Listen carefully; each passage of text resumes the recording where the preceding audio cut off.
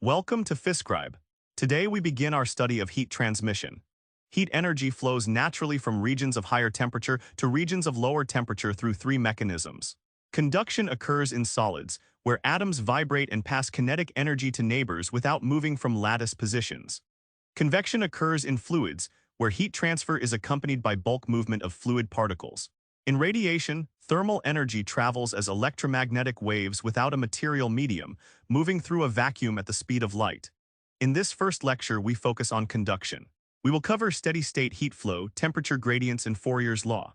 We will also derive series and parallel rod combinations, analyze the Ingen-Haas experiment, and model the growth of ice on lakes. Let us look closely at how conduction works inside a solid rod. When one end is heated, local atoms and free electrons gain kinetic energy. They vibrate and collide with neighboring colder particles, moving heat forward through lattice vibrations and electron transport. When heating first begins, the rod is in a variable state. Each cross-section absorbs heat to raise its temperature, radiates heat to surrounding air, and passes the remainder forward. Temperatures along the rod rise with time until the system reaches thermal steady state. In steady state, no section of the rod absorbs heat energy, and temperature at every point along the rod stays constant over time. If the sides of the rod are insulated, the rate of heat flow Q over time T is constant through every section. This steady flow rate is the thermal current H. To map heat flow mathematically, we use isothermal surfaces. An isothermal surface is a surface within the body where every point has the same temperature. For a uniform cylindrical rod heated at one end, these surfaces are flat parallel cross-sections. Heat flows perpendicular to isothermal surfaces. As heat moves from a surface at temperature theta to an adjacent surface at theta minus delta theta, temperature drops over distance delta x. The rate of temperature drop per unit perpendicular distance is the temperature gradient, written as delta theta over delta x, or minus d theta over dx.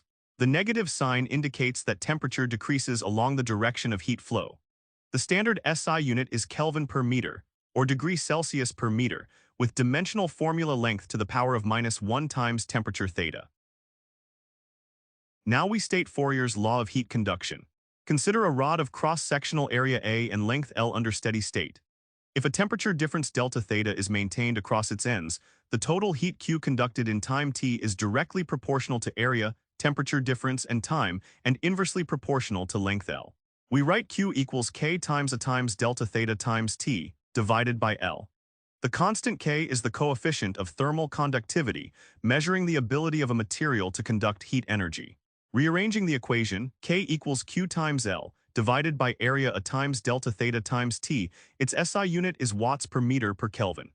Good conductors like copper and silver have high K values due to free electrons. Insulators like wood and glass have small K values because heat moves only through lattice vibrations. An ideal conductor has infinite K, while an ideal insulator has K equal to 0. We can express Fourier's law in terms of rates and resistances. The rate of heat flow per unit time is thermal current H, written as H equals Q over T, which equals K times A times delta theta divided by L. Thermal current is measured in joules per second, or watts.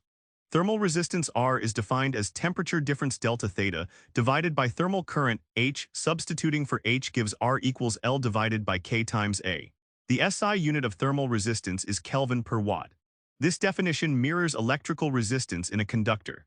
Temperature difference delta theta corresponds to potential difference delta V, thermal current H corresponds to electric current I, and thermal resistance L over K corresponds to electrical resistance L over sigma A. This electrical analogy lets us solve thermal circuits using standard circuit rules. Let us analyze two conducting rods joined end-to-end in series. Rod 1 has length L1 and conductivity K1. Rod 2 has length L2 and conductivity K2. Both rods share cross-sectional area A. The outer ends are kept at temperatures theta 1 and theta 2, with theta 1 greater than theta 2. The contact interface reaches steady-state junction temperature theta. In steady state, heat does not accumulate at the junction. The thermal current H passing through rod 1 equals the thermal current passing through rod 2.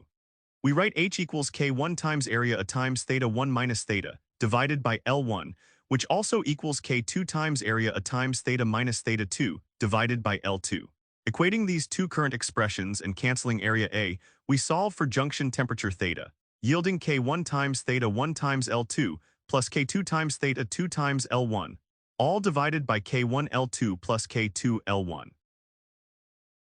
We now look at the overall effective properties of the series combination shown in the diagram. The overall temperature drop across both rods equals the sum of the individual temperature drops across each rod. Theta 1 minus theta 2 equals theta 1 minus theta, plus theta minus theta 2. Since temperature drop equals heat current H times thermal resistance R, total thermal resistance Rec equals R1 plus R2. Writing each resistance in terms of length and conductivity gives L1 plus L2 divided by Kec times A equals L1 divided by K1A, plus L2 divided by K2A. Canceling heat current H and area, A yields equivalent thermal conductivity Kec equals L1 plus L2, divided by the sum of L1 over K1 and L2 over K2. For series rods, thermal resistances add directly, like electrical resistors in series. Now consider two conducting rods connected side by side in parallel. Both rods have length L and span between temperatures theta 1 and theta 2. Rod 1 has area A1 and conductivity K1. Rod 2 has area A2 and conductivity K2. Because both ends attach to the same reservoirs, both rods experience the same temperature difference and the same temperature gradient theta 1 minus theta 2 divided by L. Heat flows along two separate parallel paths. Total heat current H entering the system splits into current H1 through the first rod and current H2 through the second rod. Total current H equals H1 plus H2. Substituting Fourier's law for each branch, total H equals K1 A1 times theta 1 minus theta 2 over L, plus K2 A2 times theta 1 minus theta 2 over L. Factoring out the temperature gradient gives total current H equals K1 A1 over L plus K2 A2 over L, all times theta 1 minus theta 2. Looking at the parallel schematic, we replace the two rods with a single equivalent rod of length L and total cross-sectional area, A1 plus A2. The heat current through this composite rod is Kec times area A1 plus A2 times temperature difference divided by L. Equating this to total parallel heat current, length L and temperature difference cancel from both sides. We find Kec times area A1 plus A2 equals K1 A1 plus K2 A2. Therefore, equivalent thermal conductivity Kec equals K1 A1 plus K2 A2 divided by total area A1 plus A2. For thermal resistance, since currents add, 1 over Rec equals 1 over R1 plus 1 over R2. In parallel combinations, reciprocal resistances add directly, matching electrical circuit theory. To measure relative thermal conductivities experimentally, we turn to the Ingen-Haas experiment. Multiple rods of different metals are manufactured with identical lengths, cross-sections, and surface polishes, then coated uniformly with wax. One end of every rod is submerged into a common hot water bath at constant temperature theta 1. Heat conducts along each rod, melting wax from the hot end outward. At first, wax melts rapidly. As heat radiates from exposed surfaces, melting slows and stops. In steady state, heat conducted along length L of any rod balances total heat emitted from its surface. A heat balance shows that thermal conductivity K of a rod is directly proportional to the square of its melted wax length L, so K is proportional to L squared. Comparing two rods, K1 over K2 equals L1 squared over L2 squared. This relation lets us compare conductivities by measuring melted wax lengths. One natural application of heat conduction is the growth of ice on lakes during winter. Consider a lake where surrounding air drops to freezing temperature minus theta degrees Celsius. The top layer of water freezes into ice at 0 degrees Celsius, while water beneath remains liquid at 0 degrees Celsius. For a thin layer of water of thickness dx to freeze over area A, latent heat must be released. Mass frozen is dm equals density rho times area, a times dx latent heat released is dq equals dm times L, which equals rho A L dx. This heat conducts upward through existing ice of thickness x to reach the atmosphere. Heat conducted upward in time dt is dq equals k times area a times temperature difference theta, times dt divided by x. Equating heat released to heat conducted, area cancels, giving dt equals rho L divided by k theta, times x dx integrating from 0 thickness to total thickness x. The time t required to form an ice layer of thickness x is t equals rho L divided by 2k theta, times x squared. Extending our ice growth formula, we can find the time t needed for ice to grow from initial thickness x1 to final thickness x2. Integrating between x1 and x2, time t equals rho L divided by 2k theta, times the quantity x2 squared minus x1 squared. Suppose we calculate the time required for equal thickness increments of size y. The time to grow from 0 to y is proportional to y squared minus 0, which is 1. The time to grow from y to 2y is proportional to 4y squared minus y squared, which is 3. The time to grow from 2y to 3y is proportional to 9y squared minus 4y squared, which is 5. The time ratio for successive equal layers follows the odd integer sequence 1 to 3 to 5 to 7. Growth slows because the existing ice layer acts as a thermal insulator. This completes our study of conduction. Remember key rules. Steady state means constant current H, series rods add resistances, parallel rods add inverse resistances, InGen Haas scales as L squared, and ice thickness scales with time as x squared. Next, we turn to thermal radiation. Having covered heat conduction through solid matter, we now transition to thermal radiation. Thermal radiation is the process by which heat energy is emitted and transferred as electromagnetic waves, primarily in the infrared spectrum. Radiation has properties that distinguish it from conduction and convection. It requires no material medium, propagating freely through vacuum and transparent matter. Radiant energy travels at the speed of light, roughly 3 times 10 to the power of 8 meters per second. As radiation travels through a medium, it passes through without heating the intervening space directly. Temperature rises only when radiation strikes and is absorbed by matter. In this lesson, we define the energy coefficients R, A, and T, prove their conservation law, examine emissive power and emissivity, explore the physics of a black body through Fourier's experiment, and prove Kirchhoff's law of radiation. When thermal radiation falls upon a physical body, incoming energy divides into 3 parts.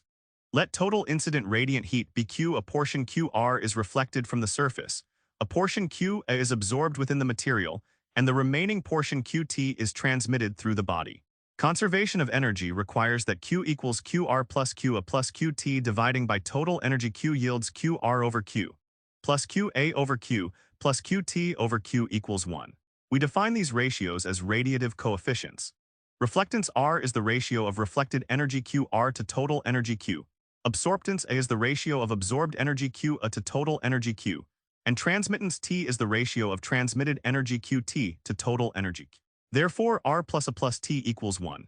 Because R, A, and T are ratios of energy, they are dimensionless numbers without units. The specific values of reflectance R, absorptance A, and transmittance T depend on surface finish, material composition, and radiation wavelength. We classify physical bodies based on how these coefficients behave. An opaque body does not allow radiation to pass through it, so transmittance T equals 0. For an opaque body, R plus A equals 1, which means absorptance A equals 1 minus A. This relation shows that a good reflector is a poor absorber, and a poor reflector is a good absorber. Next, a perfect reflector has reflectance R equal to 1, with 0 absorption and 0 transmission, which an ideal polished mirror approaches. A perfect absorber, or black body, has absorptance A equal to 1, absorbing all incident thermal energy. Finally, a diathermanous medium, such as rock salt or dry air, has transmittance T equal to 1, passing thermal radiation without absorbing it. Every object above absolute 0 continuously emits thermal radiation from its surface. To quantify this emission, we define emissive power. The emissive power of a surface at absolute temperature T is the total thermal radiant energy emitted per unit surface area per unit time across all wavelengths. If a surface of area A emits radiant energy dq in time dt, its emissive power E lambda equals 1 over A times dq over dt. The standard SI unit of emissive power is watts per square meter, with dimensional formula mass times time to the power of -3. 4 main factors govern emissive power. First, absolute temperature T, where emission increases as temperature rises. Second, surface texture, where rough, dark surfaces radiate more energy than smooth, polished surfaces at the same temperature. Third, surface area A, where total energy emitted scales directly with area. Fourth, wavelength distribution lambda, as energy distributes across the spectrum. Real surfaces emit less radiation than an ideal black body at the same temperature. We compare real emission to ideal emission using emissivity, denoted by epsilon. Emissivity epsilon is defined as the ratio of the total emissive power of a real body, E lambda, to the total emissive power of a perfectly black body, E lambda, at the same temperature. Epsilon equals E lambda divided by capital E lambda. Emissivity is a dimensionless ratio bounded between 0 and 1. For a black body, emissivity epsilon equals 1.0, representing the physical upper limit of thermal emission. For real physical objects, emissivity lies strictly between 0 and 1. Polished copper has an emissivity of about 0.03, while oxidized iron has an emissivity near 0.74. In physics calculations, we often use the gray body assumption, treating emissivity as constant independent of wavelength. We now explore the concept of a black body in thermal physics. A black body is an ideal object that absorbs all electromagnetic thermal radiation falling upon it, regardless of wavelength or incident angle. Its absorptance A equals 1, while reflectance R and transmittance T are both 0. Furthermore, when heated to temperature T, a black body emits the maximum possible thermal radiation across every wavelength, designated by capital E lambda. 3 physical properties characterize black body radiation. First, color independence. A black body does not need to look black to the human eye, as the term refers to radiative absorption. Second, temperature reliance. Total intensity and spectral shape depend solely on absolute temperature T. Third, material independence.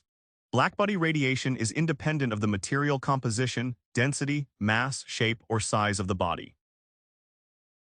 Because no natural substance is an ideal black body, physicists created laboratory approximations. Lamp black absorbs about 96% of incident thermal radiation, while platinum black absorbs 98%. To reach greater than 99.9% absorption, Otto Ferry constructed Ferry's black body.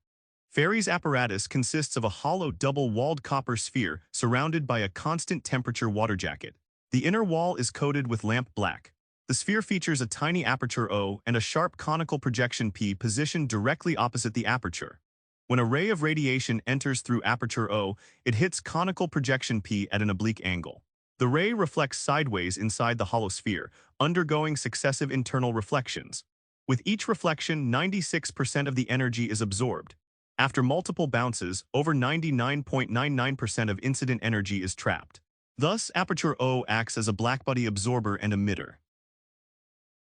We now state Kirchhoff's law of radiation.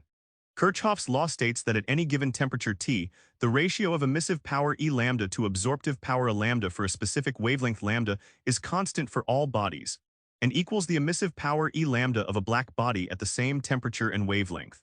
Mathematically, E lambda divided by A lambda for any body equals capital E lambda. To derive this, imagine several objects inside a sealed, evacuated enclosure maintained at constant temperature T. When thermal equilibrium is reached, every object must emit energy at the same rate it absorbs energy. For any wavelength interval, energy absorbed by a body per second per unit area is a lambda times incident energy E inc. Energy emitted per second per unit area is E lambda. Equating emission to absorption gives E lambda equals a lambda times E inc, so E lambda over a lambda equals E inc. For a black body, absorptance A lambda equals 1 and emission is capital E lambda, proving that E lambda over a lambda equals capital E lambda for all materials. Kirchhoff's law shows that good absorbers are good emitters, and poor absorbers are poor emitters. Because the ratio of E lambda to A lambda is constant, emissive power E lambda is directly proportional to absorptive power A lambda. If a material absorbs a specific wavelength strongly, it emits that wavelength strongly when heated. We observe this principle in physical phenomena. Consider the dark Fraunhofer lines in the solar spectrum. Cool metallic vapors in the sun's outer atmosphere absorb specific wavelengths from passing sunlight, creating dark absorption lines. When those same metallic vapors are heated to incandescent temperatures in a laboratory, they emit bright spectral lines at the same wavelengths. Another demonstration involves a white porcelain plate painted with a black design. When heated in a furnace and taken into a dark room, the black design glows brighter than the white porcelain, because dark paint has higher absorptance A lambda and higher emissive power E lambda.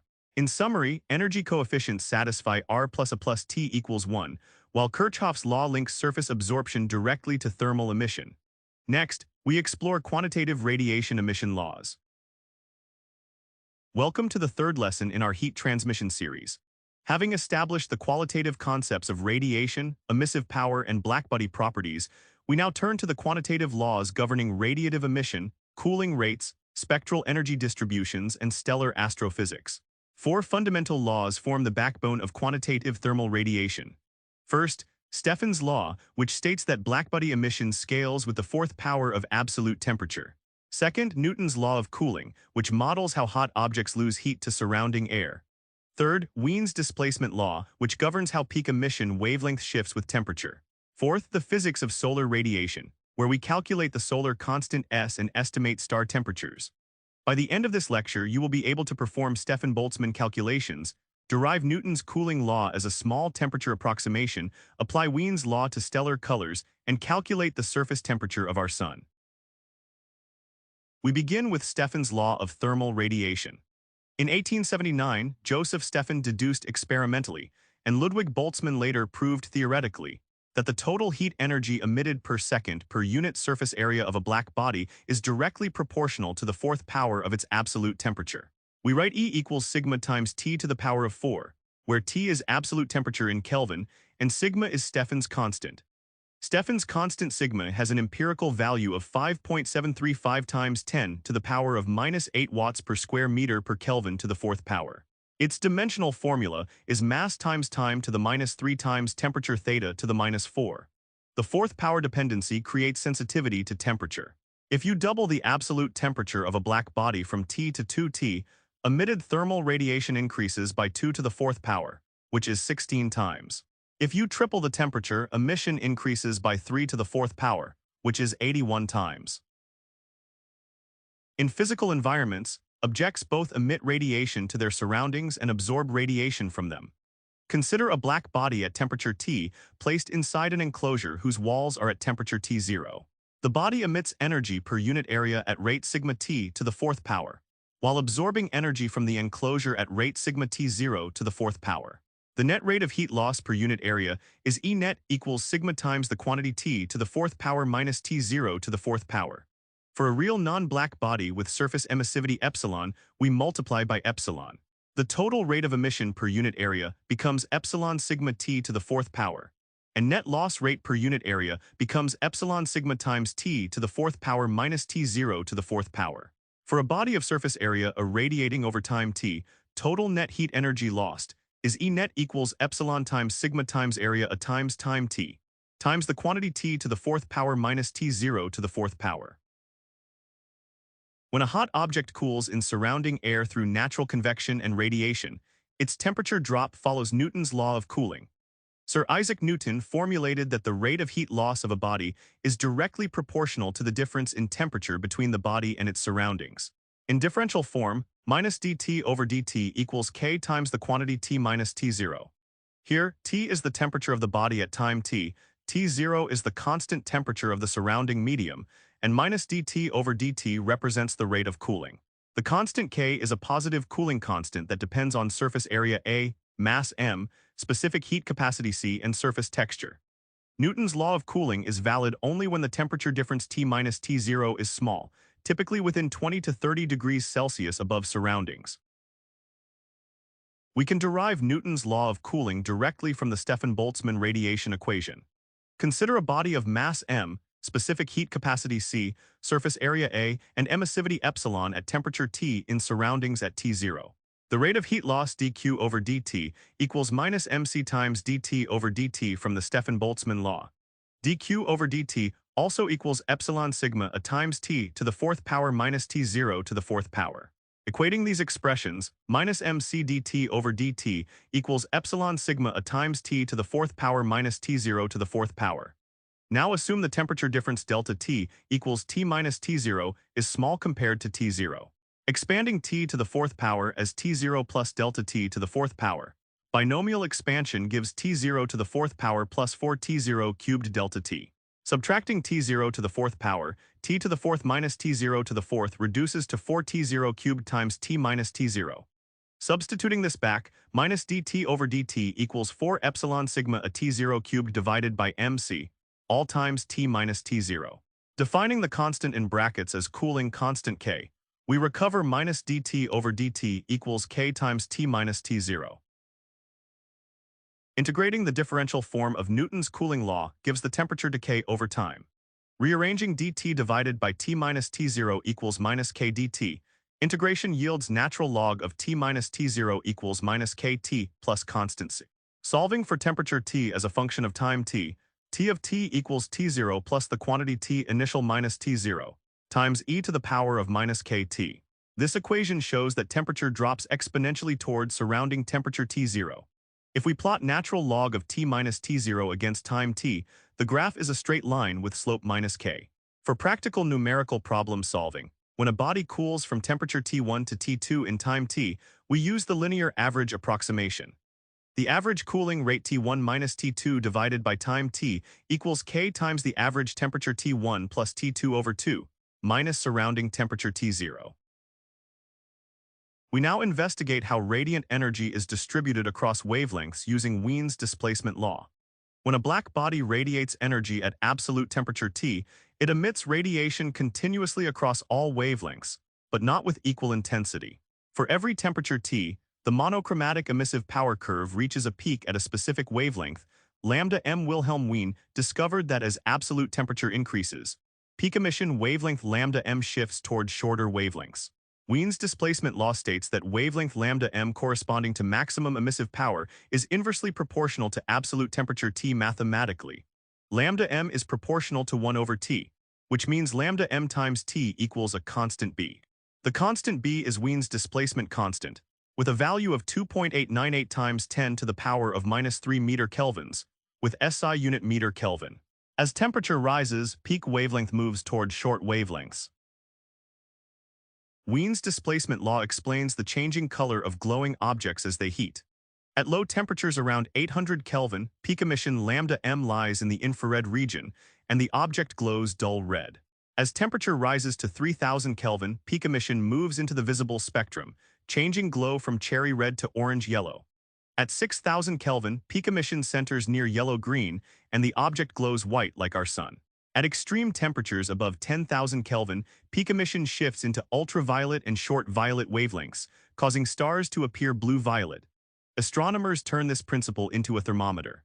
By capturing light from a distant star and measuring peak wavelength lambda m, they calculate the star's surface temperature directly using T equals Wien's constant B divided by lambda m.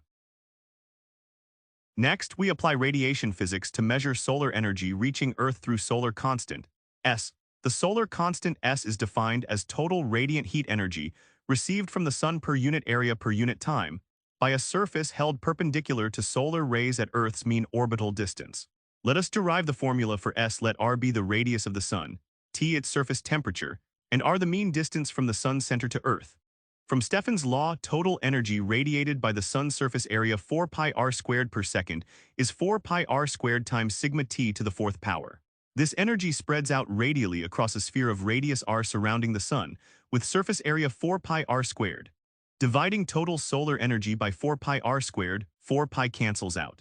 We find solar constant S equals the quantity r divided by r squared, times sigma t to the fourth power. Measured at the top of Earth's atmosphere, solar constant S equals 1.937 calories per square centimeter per minute, or approximately 1,367 watts per square meter. Using our solar constant formula, we can calculate the surface temperature of the sun. Rearranging S equals R over R squared times sigma t to the fourth power, we solve for temperature T. T equals the fourth root of S divided by sigma times R over R squared. We substitute known astronomical values. Solar radius R equals 6.96 times 10 to the power of 8 meters. Earth orbital distance R equals 1.496 times 10 to the power of 11 meters. Solar constant S equals 1,360 watts per square meter, and Stefan's constant sigma. Evaluating this fourth root gives the surface temperature of the sun as approximately 5,780 Kelvin, or roughly 6,000 Kelvin. This fits stellar classification. Blue and violet stars have surface temperatures from 10,000 to 40,000 Kelvin, while red stars have surface temperatures between 2,000 and 3,500 Kelvin. To consolidate our understanding across all three modes of heat transfer, let us compare conduction, convection, and radiation. Conduction occurs primarily in solids through lattice vibrations and free electron collisions without bulk movement of particles. It is a slow process governed by Fourier's law, heating the medium directly along temperature gradient lines. Convection occurs in fluids accompanied by bulk movement of fluid particles. Driven by density buoyancy currents, convection is relatively slow, governed by fluid dynamics, and creates natural weather phenomena like land and sea breezes. Radiation occurs via electromagnetic waves without requiring a material medium. It travels in straight lines at the speed of light, 3 times 10 to the power of 8 meters per second, passing through transparent media without heating them. Radiation is governed by Stefan's fourth power law and Wien's displacement law, bringing solar energy across empty space to Earth. Before concluding, let us review 4 problem-solving checkpoints to avoid common physics traps. First, absolute temperature units. Convert temperatures into Kelvin before applying Stefan's law or Wien's law, because Stefan's law involves temperature to the fourth power. Second, distinguish steady state from thermal equilibrium. In steady-state conduction, temperature at any point remains constant over time, but temperatures still vary along the rod. Thermal equilibrium means temperature is uniform everywhere. Third, check the validity limit of Newton's law of cooling. Newton's linear formula minus dt over dt equals k times t minus t0 is valid only for small temperature differences. For large differences, use the fourth power Stefan-Boltzmann equation. Fourth, double-check dimensions and SI units. Thermal conductivity K is measured in watts per meter per Kelvin. Thermal resistance R is measured in Kelvin per watt. Stefan's constant sigma is measured in watts per square meter per Kelvin to the fourth power, and Wien's constant B is measured in meter kelvins. That brings us to the end of our theory series on the transmission of heat. Across these 3 lessons, we have built a complete framework. We covered conduction, Fourier's law, thermal resistance circuits, series and parallel rod combinations, the Ingen-Haas experiment, and lake ice growth kinetics. We analyzed thermal radiation, energy coefficients R, A, and T, emissive power, emissivity, Fourier's blackbody, and Kirchhoff's law. Finally, we quantified radiation using Stefan's fourth power law, derived Newton's law of cooling, examined Wien's displacement law, and calculated solar and stellar energetics. Thank you for watching this visual physics theory lesson on Physcribe. Subscribe to the Physcribe YouTube channel for more theory walkthroughs, complete derivations, and problem-solving masterclasses. Keep practicing, and we will see you in the next lesson.